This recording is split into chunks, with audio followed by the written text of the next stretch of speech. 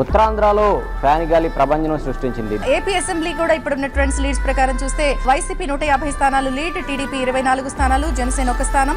ఈసారి దాదాపు 18 స్థానాల పార్టీ కోల్పోయింది. ఎందుకు తెలుగుదేశం పార్టీ అంత భారీ సంఖ్యలో సీట్లు కోల్పోవాల్సి వచ్చింది?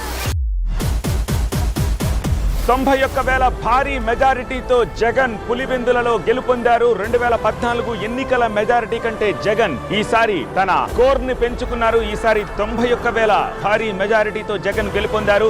ఆంధ్రప్రదేశ్ అసెంబ్లీ ఎన్నికల్లో వైసీపీ ప్రభంజనం సృష్టించింది. రాష్ట్ర వ్యాప్తంగా ఫ్యాన్ గాలి వీచింది. ఇప్పటి వరకు 151 స్థానాల్లో వైసీపీ లీడ్స్ లో ఉంటే 23 స్థానాల్లో మాత్రమే టీడీపీ కొనసాగుతోంది. చరిత్రాత్మక విజయం సాధించిన వైకాపా జిల్లాల వారీగా తిరుగులేని ఆధిక్యతను ప్రదర్శించింది. ఈ ఎన్నికల ఫలితాలను సమీక్ష చేసుకుని ఏం జరిగాయని కూడా సమీక్ష చేసుకున్న తర్వాత తదుపరి రియాక్షన్ మీకు గాని ప్రజలకు గాని తెలియజేస్తాం. తద్వారా భవిష్యత్తులో పార్టీ ఏ విధంగా పనిచేయాలనే విషయాన్ని సమీక్ష చేసుకుని మళ్ళీ ముందుకు పోతాం.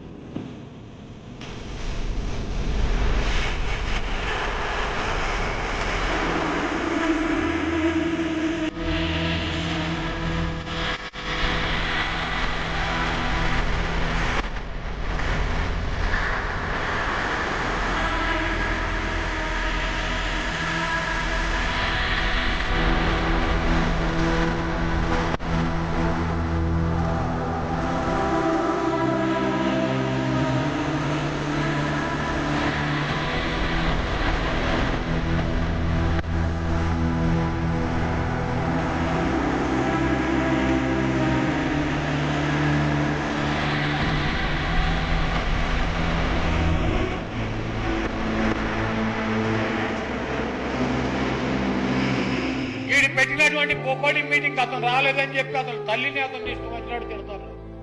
అదే తన భార్యను ఎన్నకుండానే ఎక్కెక్కి ఏడ్చాడు. సిగ్గులేనటువంటి పెదవా వీడు.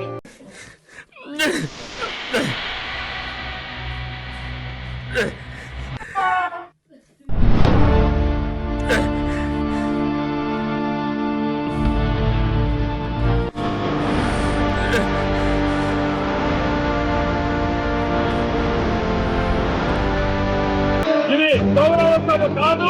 ఇలాంటి గౌరవ సభలో నేను ఉన్నానని మరొకసారి విజ్ఞప్తి చేస్తూ మీకు నమస్కారం. ముఖ్యమంత్రి ఈ హౌస్ కోస్తాను తప్ప అదర్వైజ్ నాకు రాజకీయాలు అవసరం లేదు. But he went through a lot of struggles earlier. అతన్ని ఊరి కొత్తన కొట్టారు, తింటుంటే కొట్టారు, పడుకుంటే కొట్టారు, తలెత్తి చూస్తుంటే కొట్టారు, ఎదురు మాట్లాడితే కొట్టారు, ఎదురించి నిలబడ్డంత కొట్టారు. కానీ ఒక్కరోజు వాడు కొట్టాడు. బడి లేచిన వాడితో పందెం చాలా ప్రమాదకరం. ఈ రోజు మనందరి పైన ఒక పవిత్రమైన బాధ్యత ఉంది. వైఎస్ఆర్ కాంగ్రెస్ పార్టీని చిత్తుగా ఓడించి సైకో నుంచి రాష్ట్రాన్ని విముక్తి చేయాలి. సిద్ధమా తమ్ముళ్ళు? మిమ్మల్ని అడుగుతున్నా. సిద్ధమా అని మిమ్మల్ని అడుగుతున్నా. 22 సంవత్సరాల అధికారంలో ఉన్నాం. మళ్ళీ అధికారంలోకి వస్తాం.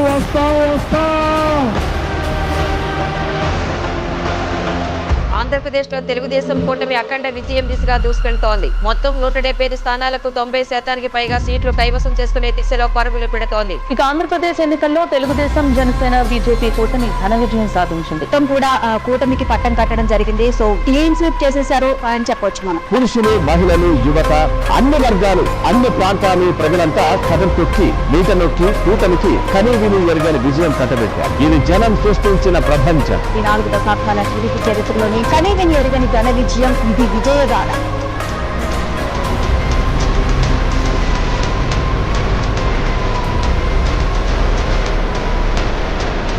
మళ్లీ క్షేత్రస్థాయిలో గెలిచి అసెంబ్లీని గౌరవ సభ చేసి అసెంబ్లీకి ఎంటర్ అవుతానని చెప్పాను.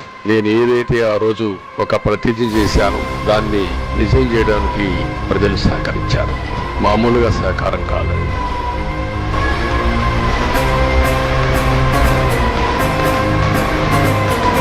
మీ ఎక్స్పెక్టేషన్స్ ప్రకారం పనిచేసి రుణం తెచ్చుకుంటాం. ఏ విధంగా పనిచేయాలో పనిచేస్తాం. He is the pioneer in e-governance in the country. Chandrababu Naidu is a king. He's really perceived as the kingmaker. The senior left leader has said that you can be the future of this country. And he is also a man who has been written off many times. Many times people say he is past his prime, but every time he makes a comeback. Nara Chandrababu Naidu అనే నేను ఆంధ్రప్రదేశ్ రాష్ట్ర ముఖ్యమంత్రిగా నా కర్తవ్యాలను శ్రద్ధతో అంతఃకరణ శుద్ధితో నిర్వహిస్తానని దైవ సాక్షిగా ప్రమాణం చేసి నమస్కారం. సైబరాబాద్ నిర్మాత, స్వర్ణాంధ్ర అభివృద్ధి ప్రదాత, అమరావతి క్యాపిటల్ నిర్మాణానికి పూనుకున్నటువంటి గొప్ప నాయకులు, మొత్తం తెలుగు ప్రజల యొక్క ఆశాజ్యోతి, గౌరవనీయులు తెలుగుదేశం పార్టీ జాతీయ అధ్యక్షులు, ప్రీతమ ముఖ్యమంత్రి వర్యులు శ్రీ నారా చంద్రబాబు నాయుడు గారికి జన్మదిన శుభాకాంక్షలు తెలియజేస్తూ ఉన్నాను. ఆయన నిండు నూరేళ్ళు సుఖంగా ఉండాలని, ప్రజల యొక్క అభివృద్ధి ధ్యేయంగా, ప్రజల యొక్క అలాగనే రాష్ట్ర అభివృద్ధి, నిరుద్యోగులందరికీ ఉద్యోగ కల్పన కోసమై ప్రపంచం మొత్తం ఇండస్ట్రియలిస్టులందరినీ ఆహ్వానిస్తూ గొప్ప రాజధాని నిర్మాణానికి పూనుకున్నటువంటి మన చంద్రబాబు నాయుడు గారు నిండు నూరేళ్ళు ఆయురారోగ్యాలతో ఉండాలని, తద్వారా ఈ రాష్ట్రం దేశంలోనే నెంబర్ 1 స్థానానికి ఎదగాలని, రాబోయే రోజుల్లో ప్రపంచంలోనే ఒక గొప్ప రాజధాని అమరావతికి సమకూరాలని, ఆయన అనుకున్నటువంటి అభివృద్ధి కార్యక్రమాలన్నీ కూడా ఎటువంటి విఘ్నాలు లేకుండా ఆ దేవదేవుడి ఆశీస్సులతో అన్ని కార్యక్రమాలు పూర్తయి ప్రజలందరూ కూడా సుఖ సంతోషాలతో ఉండాలని, దానికి నారా చంద్రబాబు నాయుడు గారికి ఆ దేవదేవుడు సంపూర్ణమైనటువంటి ఆరోగ్యం ఇవ్వాలని, అలాగనే రాజధాని నిర్మాణంలో ఎటువంటి విఘ్నాలు కలగకుండా ఈ అభివృద్ధి కార్యక్రమాలు ముందుకు జరగాలని మరొక్కసారి జన్మదిన శుభాకాంక్షలు తెలియజేస్తూ ఉన్నాను.